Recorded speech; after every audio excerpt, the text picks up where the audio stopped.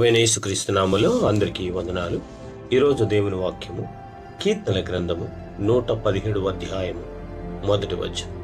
యెహోవా కృప మన ఎడల హెచ్చుగానున్నది, ఆయన విశ్వాస్యత నిరంతరము నిలుచును. ఈ వాక్యము దేవుని హృదయము ఎంత గొప్పది, ఆయన ఎంత హెచ్చుగా మన పట్ల కృప చూపుచున్నాడో తెలియజేస్తున్నాడు. అధికముగా, సమృద్ధిగా, అపారముగా ఆయన కృప మన పట్ల ఉంది. కృప అంటే మనం అర్హులం కాకపోయినా దేవుడు మనపై చూపే ప్రేమ. మన తప్పులున్నా, మన బలహీనతలున్నా దేవుడు మనల్ని విడిచిపెట్టకుండా దయ చూపటమే కృప.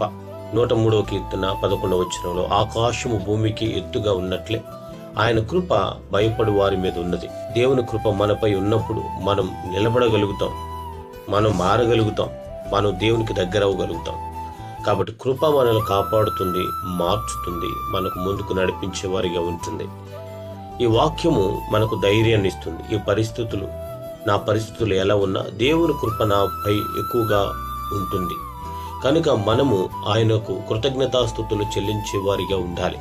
సర్వజనులారా ఆయనను కొనియాడండి, ఆయనను స్తుతించండి. మనం ఎందుకు స్తుతించాలి, మనం ఎందుకు కనపరచాలి అంటే ఆయన కృప మన ఎడల హెచ్చుగా ఉంది. కాబట్టి అర్హులం కాకపోయినా మన కొరకు ఆయన చనిపోయి సమాధి చేయబడి పునరుద్ధానుడై మన కృపను అనుగ్రహించాడు.